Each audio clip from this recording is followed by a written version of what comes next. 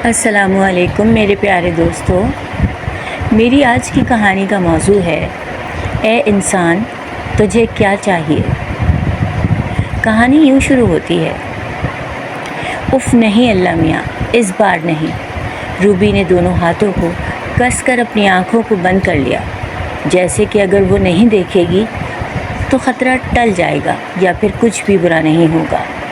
مگر اے انسان تو کچھ بھی کر لے، زندگی میں اعتدال ہے، دن بھی ہے اور رات کا اندھیرا بھی ہے۔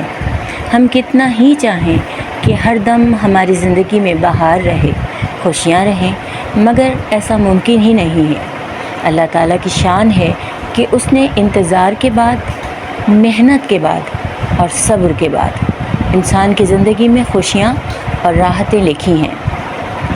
اللہ تعالیٰ نے روبی کو 3 بیٹیاں دی تھیں، مگر اس کو ہر دم بیٹے کی خواہش تھی۔ اس کے شوہر اور سسرال والوں کی طرف سے اس پر کوئی دباؤ نہیں تھا، کیونکہ وہ لوگ پڑھے لکھے جاہل بالکل نہیں تھے۔ یہاں میں نے پڑھے لکھے جاہل کیوں کہا؟ میرے خیال میں بہت سارے لوگ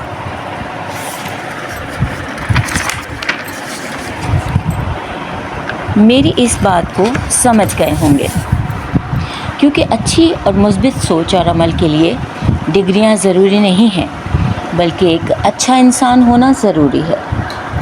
اس بار جب روبی ماں بننے والی تھی تو وہ ہر وقت یہ سوچتی تھی کہ اگر اس بار بھی مجھے بیٹا نہ ہوا۔ نہیں میرے پیارے اللہ میاں، مجھے مایوس نہیں کیجیے گا۔ وہ اپنے دل کی بات کسی سے نہیں کہتی تھی، مگر بعض اوقات وہ سوتے سوتے چونک کر اٹھ جاتی تھی۔ اس کے کانوں میں یہ آواز آتی، مبارک ہو روبی بیٹی، تمہارے آنگن میں ایک اور پیاری سی پری نے جنم لیا ہے۔ اف نہیں اللہ میاں، اس بار نہیں، مجھے میرا وارث عطا کر دیجئے، پلیز اللہ تعالیٰ، مجھے مایوس نہیں کیجیے گا۔ وقت گزرتا گیا اور الٹراساؤنڈ میں جینڈر معلوم ہونے کا وقت آ گیا۔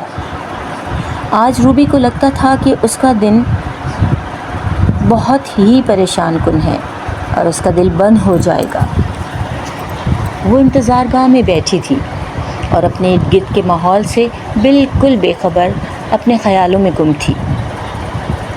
یکدم ہلکی آواز میں کسی کے سسکنے کی آواز اس کے کانوں میں آئی تو اس نے چونک کر اپنے دائیں بائیں گردن گھمائی تو سامنے والی نشست پر ایک لڑکی اپنے دونوں ہاتھ چہرے پر رکھے ہوئے سسک رہی تھی۔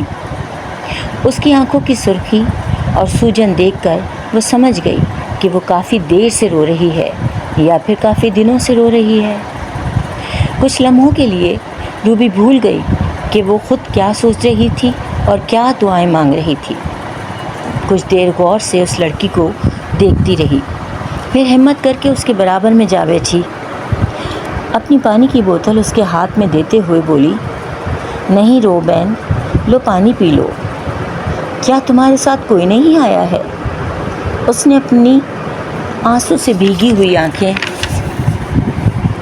اوپر اٹھائیں اور روبی کی طرف دیکھا۔ ہلکی آواز میں کہا، نہیں، میرے میاں ساتھ آئے ہیں، وہ باہر بیٹھے ہیں۔ کچھ لمحوں کی خاموشی کے بعد روبی نے ہمت کر کے اس کے ہاتھوں پر ہاتھ رکھا اور پوچھا، کیا ہوا؟ تم رو کیوں رہی تھی؟ الٹراساؤنڈ کروانے آئی ہو؟ کون سا مہینہ ہے؟ کیا پہلے بھی تمہارے بچے ہیں؟ روبی نے ایک ہی سانس میں اس معصوم پر سوالوں کی بوچھار کر ڈالی۔ یہ سننا تھا کہ وہ ایک بار پھر رونے لگی اور اس بار زیادہ شدت سے رو رہی تھی۔ روبی گھبرا گئی اور بغیر سوچے سمجھے اس کو گلے سے لگا لیا، چپ کروانے لگی۔ خیر کچھ دیر بعد اس کے دل کو قرار آیا اور لڑکی نے آہستہ بولنا شروع کیا، میرا نام آسیہ ہے اور میری شادی کو 10 سال ہو چکے ہیں۔ ان 10 سالوں میں 4 بار امید سے ہوئی، مگر کچھ مہینوں کے بعد میری امید ٹوٹ گئی۔ یہ میرے ساتھ ہر بار ہوتا ہے اور اس بار بھی میں امید سے ہوں، تو میرا دل ڈر رہا ہے کہ کیا اس بار بھی مجھے مایوس تو نہیں ہونا پڑے گا۔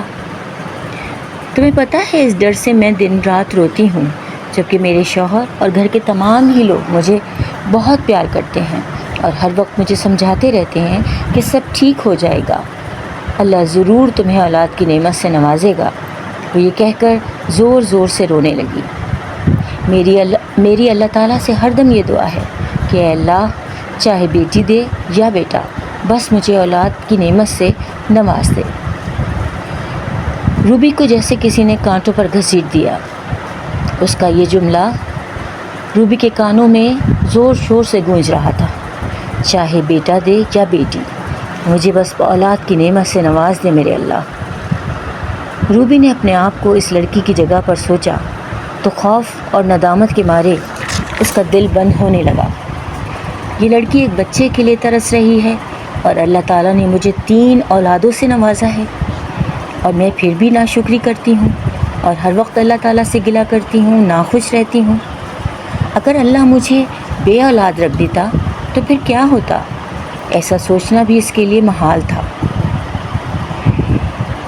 روبی کچھ دیر ساکت بیٹھی رہی اور اس کے بعد اس نے اپنا بیگ کاندھے پر ڈالا اور سیدھا گھر کا راستہ لیا۔ پھر اس کو جب چین آیا، جب وہ جائے نماز پر بیٹھی، اللہ تعالیٰ کے حضور رو رو کر اپنے بے صبرے اور ناشکرے عمل کی معافی مانگ رہی تھی، اور بار بار اللہ تعالیٰ سے سجدے میں گر کر یہ کہہ رہی تھی کہ اللہ تیرا شکر ہے کہ تو نے مجھے صاحب اولاد کیا۔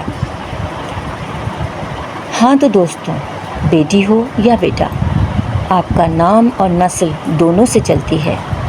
جو فیصلہ اللہ تعالیٰ کا ہوتا ہے اس میں ہمارے لیے بھلائی ہوتی ہے، کیونکہ ہم ناشکرے اور بے صبرے پن میں اپنے پیارے اللہ تعالیٰ کو ناراض کرتے ہیں۔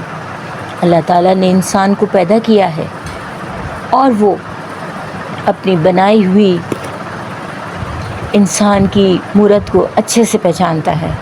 اللہ جانتا ہے کہ انسان کتنا ناشکرا اور بے صبرا ہے۔ قرآن میں بار بار اس کا ذکر آیا ہے، اور یہ جملہ بار بار دل کو لگتا ہے اور آنکھوں کو اس سے آنسو بہنے پر مجبور کر دیتا ہے کہ اللہ کہتا ہے کہ اے گروہ جن و انس، تم اللہ کی کون کون سی نعمتوں کو جھٹلاؤ گے۔